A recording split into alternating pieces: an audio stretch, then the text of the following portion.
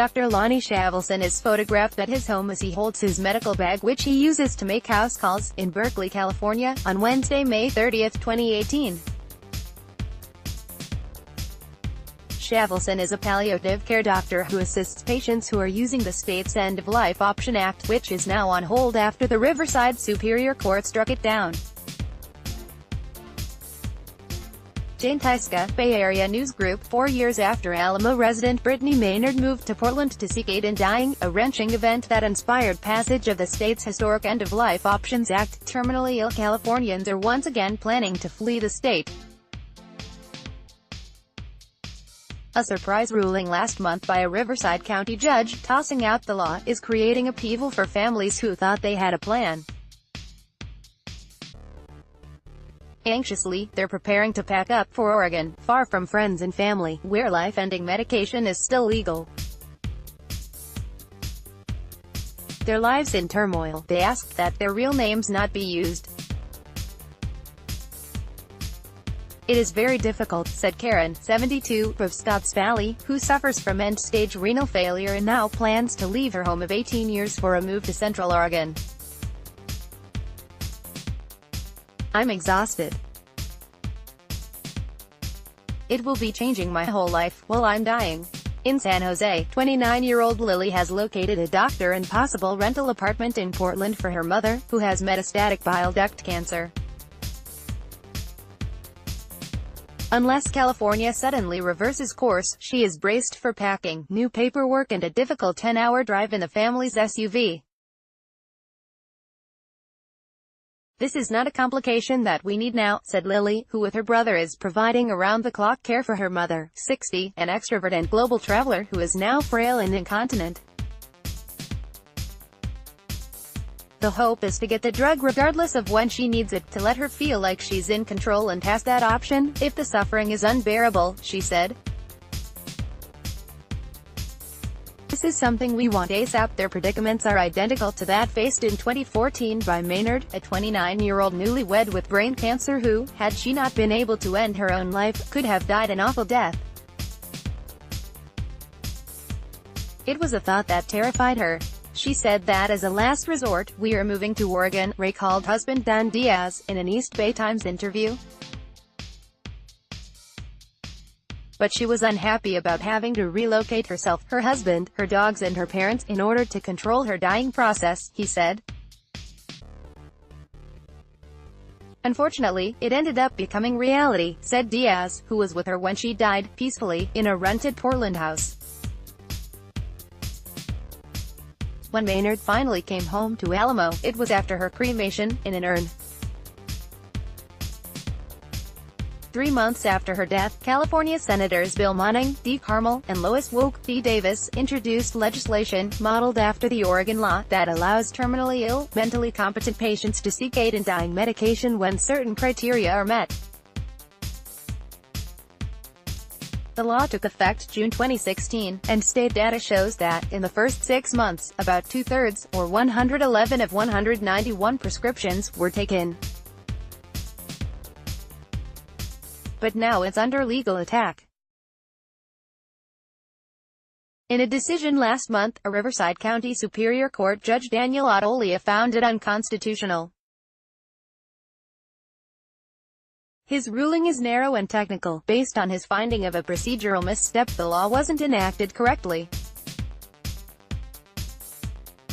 The state says it will appeal the ruling. Meanwhile, hospices, doctors and all major hospital systems, including Stanford, Kaiser Permanente, UC San Francisco, John Muir and California Pacific Medical Center, are suspending access to the medication. "I am horrified that the Riverside court action is directly impacting terminally ill Californians who seek only to control their final days with their families, and who now must consider moving to Oregon to preserve their right to a compassionate transition," said Sen. Monning. During the litigation of this case, it would seem appropriate for the courts to protect those for whom the law was passed, he said. Dr. Lonnie Shavelson, a former emergency department doctor whose Berkeley-based practice Bay Area End-of-Life Options works with patients who could not find a doctor to write a prescription to end their lives, discourages patients from moving. If this is about quality of life and quality of death, you don't enhance that by uprooting you and your loved ones by moving to another state, establishing residency, finding 2 new independent doctors and working with a new hospice, he said. That doesn't seem like a good way to spend the last few weeks of your life. And he grieves the loss of patients he has cared for and promised to help, but he understands their plight. I think the abruptness and seeming unfairness of this decision, and the fact that a plan was in place and now it isn't, that creates a sense of panic, he said. People are sick, and the most significant option for them is suddenly taken away. With nothing to replace it, Karen is angered by the choice that now confronts them. While they own property in Oregon, they have no friends or family there. Young people have a lot of energy and can get up and move, she said. But when you're old and sick, it is very difficult to do. It is an incredible chore to try to even think about moving. My husband has a full-time job and still has to go to work in Silicon Valley several days a week. I can't do much of anything. I'm trying to live out my life and die in a peaceful manner, she said. We have more control over ending our pets' lives than our own. With what's happening now, it was made legal, then they took it away. Lily is still stunned by her mother's quick decline. Independent and optimistic, her mother traveled extensively with friends and family, recently attending all 4 major tennis championships, the French Open, Wimbledon, US Open and Australian Open. 2 months ago, after severe pain, she was diagnosed with terminal cancer. She was always someone who spoke in terms of being able to die with dignity, said Lily. It was something she always wanted, even before she got sick, if the day came when she could no longer live the life she wanted. Now, she's losing weight. She's short of breath. She struggles to climb stairs. She can't bathe herself. She's on chemotherapy to help ease symptoms. To start the aid in dying process, she made her first oral request to Dr. Shavelson on May 30th. If the law was still in place, she'd be eligible to get the medication on June 13th. But not now. They've found an apartment that's available at the end of June, if they sign a lease quickly. Once there, they would quickly start state-mandated paperwork and track down her mother's favorite foods, such as soup, dumplings, noodles and fried rice.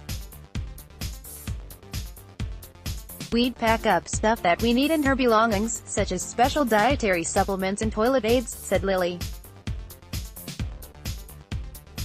She's identified what she wants to bring with her, even through the cremation process.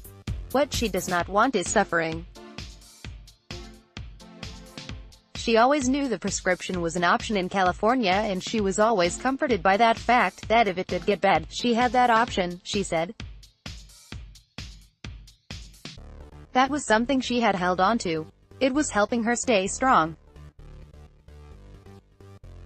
And now, said Lily, all of that has fallen apart. Sponsored content. Amazon and the changing shopping experience by the retailing behemoth Amazon continues to dominate the world of online retail, and in doing so, it's transformed the way we shop and buy. But you might also like Malaysia Needs Changed, says Najib's brother. Print edition buzz over sighting of extinct woodpecker at Phuket. Print edition new vision discovery is leaving optometrists baffled. Health benefits. Club explore a vibrant income and growth strategy. Allianz Global Investors. One woman shares her story with hyperpigmentation, daily vanity. Take a look at Osaka's culinary scene. Intercontinental hotels.